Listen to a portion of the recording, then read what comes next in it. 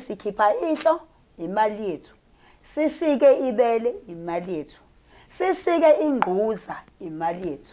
South Africa niyezwa ke? Yabo. Niyezwa live ke manje la.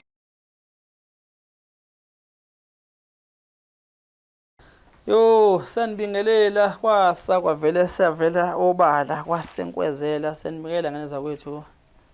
Nginibela ngine celebrate lami la. Elitrenda eSouth Africa yonke. Eligagule igama elikhulu okhosini kwathuka abantu. Uke wayibona utrenda kanjani? Ngibonile. Kusenje kade sisokhosini lapha ngeze ngacabanga umfoko Vundlas insizwa yale ngasekhaya komama kaShowe le oyaya mayibonge lapha nangazi iziza ngazi ithi angazi ungquza nqu original yengquza nqu yabo khona ibongo zayihamba lapha yabo ngize ngacabanga yona but ngibonile ya trend fine kodwa manje futhi iphinde ingudlule mina emoyeni ngoba la kade ngila singakafika ekhosini besixoxa as nasemaphoyiseni angibhala same thing. Yes. Because nalapho ekhosini bengazi ukuthi ngiyokhuluma into eyenzeka kumina. Namagama akhuluma usolwa kumina. Bese ngifike ekhosini wayebefuna ngwagoqe ngiwabize ngenye indlela yabo lonto. Okay, no. Noma ngakhulumela ukhozi but nje ukukhulumela kodwa umsakazo lwesiZulu ngoba understandable indlela sokusakaza ngayo kunemigomo eminingi ebekiwe naba esuke abantu beyilandela nabasakazayo so kokunye kumagama asuke elumela kuyekuthiwa akuvikeleke nesithunzi sabantu abasuke belalele not ukuthi bebe attacker wena yakho ku-attackile especially ngasosathini lokhozi ngaphandle futhi kubantu kuyazika la kuma-social network umuntu uphawula kuthandayo ingakuphathi kabi lanto because lokukhulumile ubukhuluma into eyenzeka kuwena njengoba injalo ngisho enkantolo nasemaphoyiseni statement sakho sizoma kulento oyishilo so ke ungazifili ungathi uthi uyayisola mhlawumbe ngaleyo ndlela because ngiyazi into eyisho abantu isingazi yenza ukuthi nawe ugcina usuyisola kanti okwehlele sizwelana kakhulu nawe sifisa futhi uthola ubulungiswa kuloko understand but okusho ukuthi before kade funa sekhosini bekufuneka ngihlale nani ukuze nisho ukuthi amagama kanje ngoba nakho nafike ngakhuluma lamagama lawo sisi okusho ukuthi bese siyalaphana ekhosini uyakwazi mina bengiqala bekusuku lami lokuqala ukuthi ngingene ekhosini yabo amagama kanje sizwashaya kanje siwashayi kanje ukuthi sokuthukusa kanje ngoba ekhosini akangena amagama uyayibona lento ngisho yabona nami nje honestly angizange ngicabanga ukuthi because kwaku voice note yabo kwaku voice note le abanye abantu abala ku YouTube yakathweleni ngoba phela abantu naseklasini makuthiwa kuyabuza umbuzo kanje khona ophendula labheke ehlathini libe khona olandela instructions sokishiwo senze ivideo oqala la sabafakela ivoice note yakho la engayirefeyelwa mina siswecela usizo wena la khona ukhuluma khona ukuthi waze wathi akadle ingquza ayeke umphefumulo wakho angakubulali sayifaka leyo nto ukuthi bayilayile leyo voice note emva kwayo satha sifaka ivideo kule iyo kokelezelwa kwamehlo ibele ukuthi wathi la esengezansi wathi inkomo nayo uzoyidayisa yilokho engakukhumbule mina ukuba khona amagama njengalawo alumelayo because ivoice note yathi wathi kuyena wena akadle ngathi akadli ingquza angabulali yilelo ke mina engilazi ebelivela not leli lokuthi usendlini wathi yabo because ngabe lelo kwamina ngithe ayima ukuthi mhlawumbe izobe ihamba steady by surely ngaleyo ndlela ukuthi uyichaze explain lelo gama ungalivikela because le voice note ibiseceleni ngangaze le voice note mina because no producer nawe uthe mayekhulume nawe akubanga khona la khona ezwa igama elilumelayo that's why na ukuthi we relaxed ukuthi vele siyongena emoyeni but uthe masuyichaza yonke indlela namazwi ayeshiwo umuntu owenza lento ayikwenza kwena kwase kuyima kuvela lengquza elithusana elihlekisayo yabo ngoba abantu bakujabulela abantu nawe ubukuyihleka abantu bakujabulela abantu not ukuthi yabo engikuthandayo mina okupositive ukuthi sithema siphuma ekhosini sathola imessage kaBaba lo okuyena Baba uNdlovu owakulekelela ethe Peter ngathi ngazobudobu nami ngashiya itablet emotweni Yabo. Inamba yakho nababa Ndlovu la? Hayi anginayo bengenayo. Yazi ngenza ubudomo. Siseve phela nama. Sithole i-survey iku-tablet iku-tablet. South Africa ngenhlanda ubaba uNdlovu uconfirmile ngempela obelayela ukhozi. Wathi isitori sikasisi uyasazi uyena wasiza usisi. Simfonelile ubaba uNdlovu oshowe ukuthi le namba ngisazokwazi nokuthi ngiyibone uNkulunkulu yabo. Uyamazi baba uNdlovu? Ngiyamazi le ngafike la kona kodwa beke ngisamkhomba ngoba isikhathi sapha sincane nginayo. Yes. Uyabona ukuthi into yakho ngempela ikhona noma mhlawumbe uyidawuthayo ngithi yabo because abantu abafani South Africa khona abantu ngiya-understand ukuthi abantu abafani futhi ke yingakho kuthiwa sometimes inkinga akuzona zonke inkinga wetshela abantu ngoba abanye abantu bafaka isilondi kwisawoti yabo abanye bafaka ibhandishi.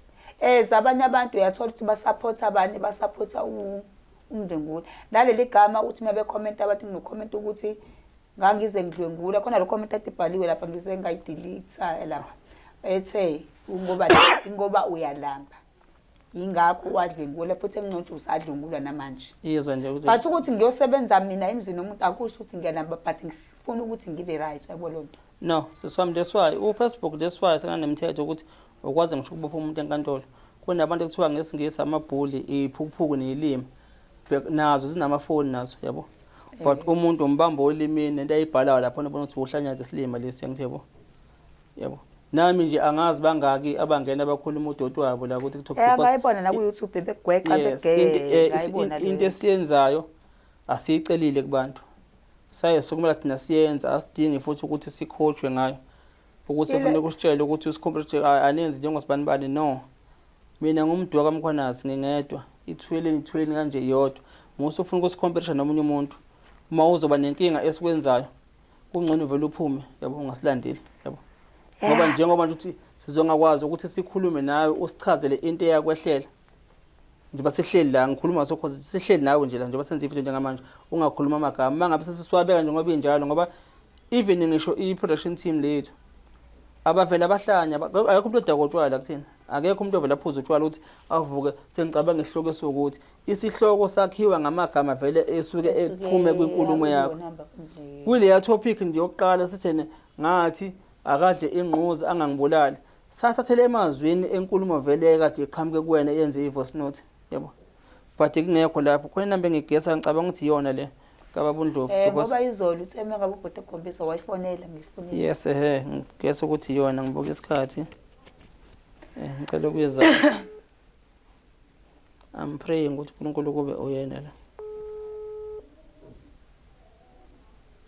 Yebo sabona? Yebo sanibona ba? Njani? Siyaphila. Uthulelene okhulumayo angaze mbaba uNdlovu Umhlongo mfowethu Madonela. emadonela awu shembo omkhulu ngiyabonga inamba yakho bengayisevanga kule phone baba. Ya umhlongo Madonela wathikoka nayo ozengalodaba enalo umfowethu izolo. Yebo siyashutha baba umhlongo la sinayo usisi la ngoba uyaqinisekisa impela ukuthi uyakukhumbula impela baba. Yes baba. Kwenzakalani baba mhlawumbe uma uyithuba nalongasilandisa nje okukhumbulayo? Njengoba eshilo izolo ukuthi yena wabona weqa indlela silandela samfica lesikhathi seklasifica emadolela nje khona esitini ngase clinic. Yebo. Hayi sibuza ukuthi sikwenze njalo hamba uduthuzela njengoba sikwazi wabala. Kodwa naye walichaza nje belichazela lapho. Sathi soke samshiya savele thatha igquza gijima sesijahe la lokumfana ukuthi ukhona khona. Yebo. Lafika insana zamthatha ezagijima naye zaya somewhere lekhazi ithi yambamba ngena kuseqhama amaphoyisa. Yebo. Bona nje isitori isona sesixoxa impela nathi wasixoxela kanjani. Yebo. Yes. Cha hayi siyabonga baba makusekhona amadoda South Africa njengani baba yabo. Abumele ubulungu ukuthi nathi sizovela ejozini baba yabo. Hayi inkinga mfowethu. Sizohlela nje sihlambe nani sinibone baba. Okay shamas. Ngiyathokoza baba. So. Kumele ngiseve lena bangiqhathe emankomeni. Uqinisekisa ukuthi into sikasisi sikhona ngempela, sikhona. Ubaba ibona abamsiza usisi. Ibona futhi abasukuma bayosibamba isigela mkhuba lesi. Lesi esidedelwe amaphoyisa asejozini esingaphandle konamhlanje. Esingazi ukuthi sesiphindisana ukubeza abangaka abantu besifazane. Mhlambe ke abanye bagcine befile nje kwakuthiwa uzobulawa sisi. Kwakuthiwa uzobulawa? Basho kanjalo. Bathi basho kanjalo. Lokho mina ngangingazi ukuthi leyo nto kathi ngiyakhona ukuthi wayekade ngizokwenza lonto yaphuma sekude day 2 ngoba nake sengitsheni kahle kahle ubona umuphi umsebenzi abasebenza ngawo. Basechaza ukuthi omuphi umsebenzi abasebenza ngawo. But lama ngabe ubheka mosongena ku YouTube khona icomment eyayithi bafethu ngani abantu abaningi babethi ngifake istory akusesona esami. Kwakhona icomment ethi bafethu sengibuya kuyena ubaba uNdlovu ngifuna ukumbona ukuthi lento ayazi ngosisi wamazini. Wafike washo ngiphoxekile ngoba nami bengitshena ukuthi akusesona uthi ubaba uNdlovu yamazi. Enye screenshot ithi usisi lo kahle kahle wasinda ngoba umuzwa lapha yana abantu balapha kulwamuzi baphila ngalomsebenzi. Ugogo wakhona, uma wamfana, umsolwa kanye nobhuti owamvulela usisi endlini. Nayo kulomsebenzi okusho ukuthi ubhuti wadliwa unembeza njengoba usisi wamvulele. Ama comment asho njalo. Ya yikho njengoba ngithi sisi ikakhulukazi ama comment njengoba ngisho khona abantu abaphilayo. Akubona bonke abantu abaxosha emgqomeni kaDoti nabahambe bexosha amaphepha abagula ngokuphazamiseka ngokwekhanda. Kukhona nje abaclean njengawo nje kanje ngithi yebo. Kanti ingqondo ayisebenzi ubona ukuthi kanti kuphambene la ngithi yebo. Ongeke umbone. Driver ngisho imoto kanti uphazamisekile. Ukubamba sokubamba ngakho lokuthi awuhlanya lo ngithi yebo. Lesi siwaye ngisho ukuthi nathi nje baningi bakhuluma uDoti wabo ngithi yebo but ke kuyikhona ukuthi asikhathele ukuthanda kubona asiyona imali thina. Imali ethandwa ngisho nayo ingane nonke umuntu yabo. Thina senze sikwenzayo. Uma abantu abasuke beze kuthina becela usizo sikwazi ukubasiza sophilela lokho siqhubeka lokho. With or without bona asikhathele lokho. Mangabe unenkinga nathi sishiye phela phuma because asasikumele ngavela ukuthi ozongena lo channel lethu ngithi yabo. Uma unenkinga nje phuma hamba uyofuna ama channel ozokwazi ukuthi uwalawula ngendlela ofuna ukulawula ngayo noma qala okwakho ke nawe sokusupporta. Bazokusupporta nabantu laba basupportayo nathi njengamanje. Uzofika uzokhuluma ukusutha kwakho la ufune senze ngendlela ethanda wena. Qala into yakho ozokwazi ukuthi uyilawule wena ngendlela ofisa ngayo. Kunokuthi uzocomment izinto ezibhedayo la yabo. Sinenkinga sibhekene nama issue GPV. Kube khona abantu abazokudiscredit ukuthi istory sakho engazuthi akulona iqiniso yabo. Bese uyabheka ukuthi lo muntu njengalowo uhlala kuliphi izwe yabo. Ngophela ukudlonga lokho abantu besifazane nokubula abantu besifazane nezingane namadoda siyakubuka kuyenzeka South Africa singofakaza ukuthi kukhona uhulumeni ngeke azasukuma declare ukuthi isimo se-GBV was declare as isimo sokuthi emergency kufanele isunywe le country yonke ikwazi ukuthi ibhekane naso bese kuba khona umuntu ozofika kakhulume nje ngithi yabo noma yini uDota uthandayo but ke njengoba ngisho sesiwami ngijabulile ukuthi ngikwazi ukuthi ngibe no commissioner sixoxa noma sixoxa kwethu nje komndeni ngithi yabo kwesikhwanazi but ke ngase ngibona kunama case akhona athinta abantu besifazane angisale sengwabeka kuyena so njengamanje akucela akulile kumina ubeshe angisende onke ama details yena siqo sakhe uzolandela yonke le information ayithola lamaphoyisa uma ukuthi khona ubudedingo asiyophendula kuona akwena kuphela wedwa sesinangale ophongolo nakhona kune case nakhona ethusayo isenanda nakhona kune case yakhona ethusayo ingapha ithiwe ke blenda ko ngixoxa ukubiza negama lamculi ngakubo kasekhaya kwaSijiva beno Big Zulu ikephi Bergville endaweni yase Bergville nakhona kune case nakhona ebhlungu lama case ngabalawo ama cases ama victim onke abantu besifazane namanye ngeke ngabala kodwa uthola ukuthi abantu besifazane futhi abagxeka lezo zinto ezenzakalayo hayi izinto ejabulisayo khuleka nje seswami wena 200 break record umuntu oqala obiza igama elithi hayi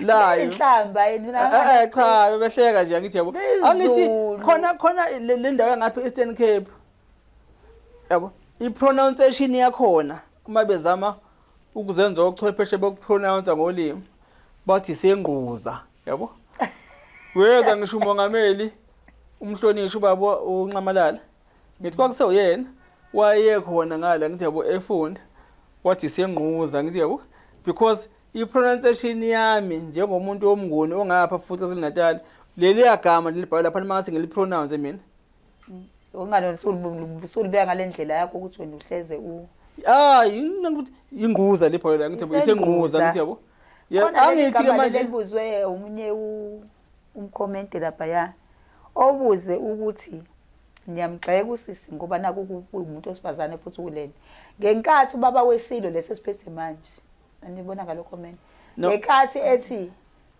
angazi kukanjani uma ngabe ubhebha umuntu omunye wesilisa engani walibeka kuthiwa mina mengithi ubhuti wangikhumula ilento waqede wangibhebha ngani bezothi ngiyahlambalaza but ngithe wangenza ingoba mina bengikhuluma ngami.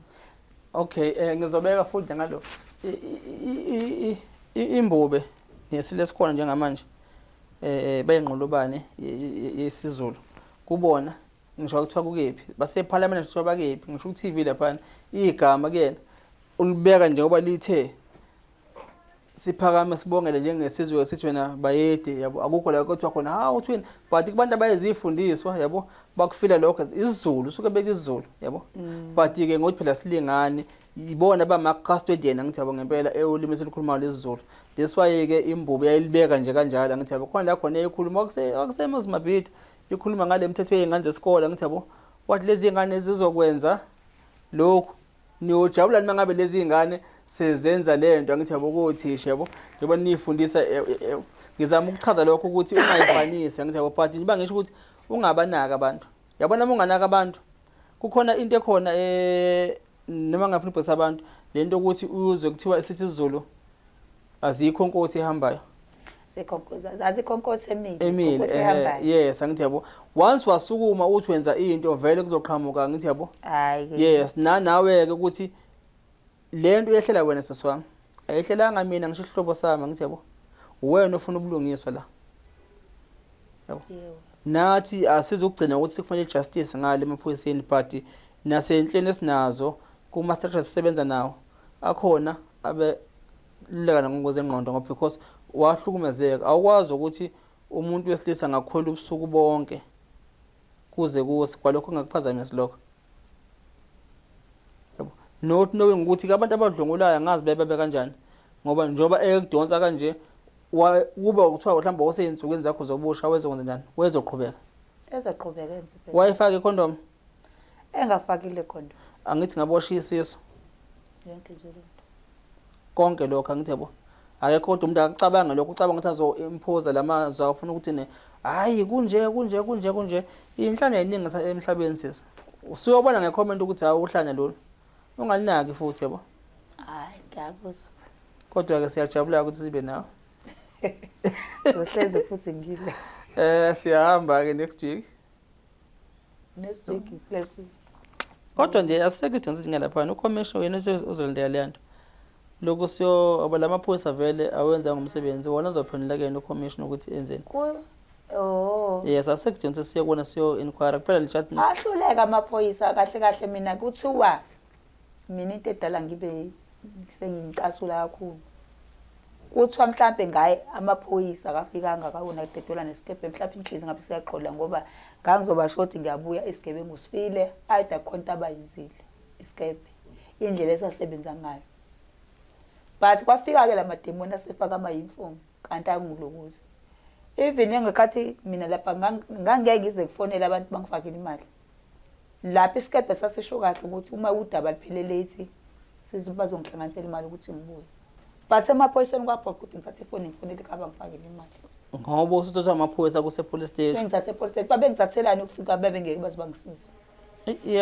yabona nje kuyajabhisa sisi kuyajabhisa no ekugcineni bengibafonela ngibathola iphoyisa engalifonela amandela ngikhulumela udoti wodwa but ikhona ngathi khona lapha kwi-comment engathi iphoyisa lasejuzini yes ngikhuluma nami ngayibona lokho ikhona into ayibhalile yes nami ngizoyi-attend leya comment yes ngibonile ukuthi iphoyisa lelani into ke singasisejuzini ngoba vele indlela yami vele iyakhona ngala next week into esingasidlulisa khona yileyo ubafulo bevele angazi ubafuna umosisini le ayishoyo ukuthi sizosikwazi ukuthola le case number ngoba ungasanayo because noba ichaza ukuthi esiclinic izokwazi ukuthi ivele no ilokho kusengasenza ukuthi siyeke ejozini sidlule khona on noma ngengilisho usuku kodwa khona sizobe sikhona lapha ejozini next week next week we are coming over noma sihamba nganye icase kodwa ke sesingadlula ukuthi usisi kube khona ubulungiswa kuyena. No, sisi wami siyabonga. Mase kubona uhleka nje uright. Ngiyabonga nami. Yes, nokuthi usaphila nje. Uqemane uphila. Hayi ngisazoba strong. Okay, mana makukhona abantu abafisa mhlawumbe ukulela mhlawumbe namathuba omsebenzi senza kanjani because ngisaba ukuthi abantu akashiya inamba noma kanjani ngasimisa kanjani?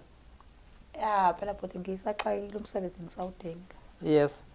But Bathi-ke manje ngifuna ukukusho ya ngihlukumezile mfethu emsebenzini.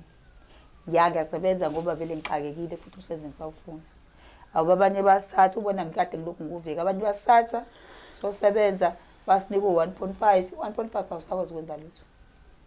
Awusathengi ngisho alikho ngisho amaphilo amangana niwathenga ngo1.5 ugqilaze kuma ekseni uzoshona ilanga engathi mabehola ngathola abantu abangathi abazi ukuthi bazosidinga ndasugqilezana ngoba nako bazi ukuthi mina ngixakekile kungewona kuphela umsebenzini odinga noma nje kuthiwa umuntu angikholela ke at least ngoba abantu into engilokuza kakhulu namfethu bayazi ukuthi emakhishini eholelwa malini emakhishini uzothola umuntu kusuka ku3000 kuye le bese kuya ngepower yakho uthi njani sesingaxoxa ke uma ukuthi ayisiko noma ku2000 ungani phela amandla kafani nokuthi futhi asazi ukuthi bahola malini abantu emsebenzini ayibolona but musa mosonginika isenti 1.5 ngosothi angenze yonke into 1.5 ngizothenga ngoba kayi wena kwakho ayikho igloss ethenga ku1.5 igloss amafika neslip kade uthengile mina uzonginika 1.5 kodwa negloss ethenga kwakho iqonda ko4000 uzukhala uthi igloss yabiza mina nginginika 1.5 uthi angiyenzeni hayi no siyaunderstand sesincane bayezwa nabo hayi bafethu umsebenzi nje bafethu ngiyawudinga futhi serious ngiyawudinga but angifuni umuntu ozongithatha ngoba nakazi ukuthi ngibe kulesi simo lesi bese ufuna ukungicindezela mo hayi siyabonga sisi sesivala nje sathini isigebengu hawu mfethu isigebengu sathi yebo nabhuti isigebengu sathi ngingakho mina mengikhuluma hayi ngoba yes ngisho lokwasho isigebengu impela sathi isigebengu sisi ngoba ulokhu udaza lenkani yakhe kade buya kongishaya yebo engipithizile leli phezulu kwami kwathi ngoba ulokhu udaza inkani kuzoze kugcine lengafuni ukuthi ifike khona uyabona njengoba ulana wena uyimali yethu ephethe ummesi endingilizela ihlo wathi sikhipha ihlo imali yethu sisike ibele imali yethu sisike ingquza imali yethu South Africa niyezwa yabo